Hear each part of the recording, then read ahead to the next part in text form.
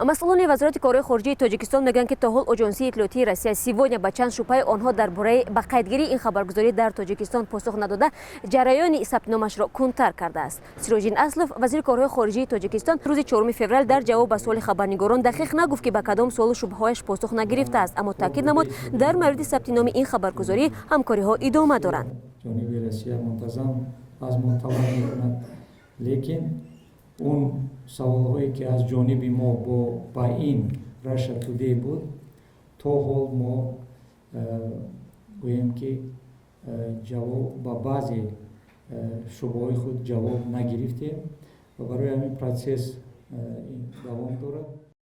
اخیراً ایگور لیاکین فرالوف سفیر روسیه در دوشنبه ثبت نام خبرگزاری روسیه سیوانیا را در تاجیکستان مسئله دردناک نام برده گفته بود که با گذشت بیش از یک سال حل خود را پیدا نکرده است. این مقامدار سال گذشته در صحبت با خبرنگاران گفت برای صورت دادن ثبت نام نمایندگی روسیه سیوانیا در تاجیکستان چند مرتبه به وزارت امور خارجه مراجعت کردند. روسیه سیوانیا 2 سال پیش نمایندگیش در تاجیکستان را باز کرد، اما به دلیل ثبت نام نشدنش در وزارت کارهای خارجه تاجیکستان نتوانست رسما کارش را پیش برد. اما این آژانسی تا یک سال گذشته گروهی از خبرنگاران رسانه‌های تاجیکستان را به کار جلب نمود. در آغاز رهبری نمایندگی روسیه سیوانیا را در تاجیکستان پروینه ایبادووا بر عهده داشت و بعداً این وظیفه به دوش دیمیتری پیسارنکو افتاد.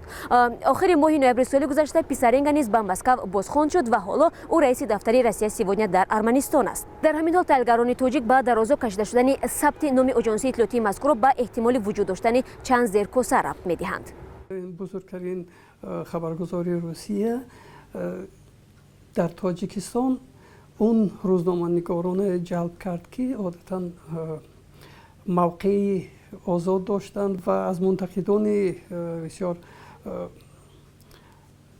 با قوت امروزه سیاست امروزه حکومت محسوب می شدند و شاید که این یکی از سبب‌هاش باشد. دیگر سببی که تخمینم، این هم بازم تخمین است که ممکن است در اینجا وجود داشته باشد، این هم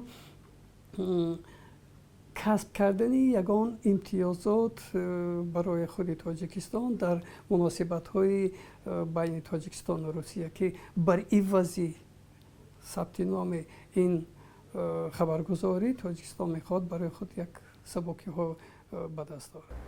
آژانسی بین‌المللی اطلاعاتی روسیه سیوانیا کارخانه واحد دولتی فدرالی است که از سوی ولادیمیر پوتین در زمینه آژانسی ریا نووستی و رادیوی گالوس روسیه به خاطر تبلیغ سیاست دولتی روسیه در خارج ماه دکبر سال 2013 تشکیل شده است. این رسانه حالا با نام سپوتنیک نیز فعالیت دارد که با زبان‌های مختلف از جمله فارسی، ازبکی و قرغیزی نیز خبر پخش می‌کند.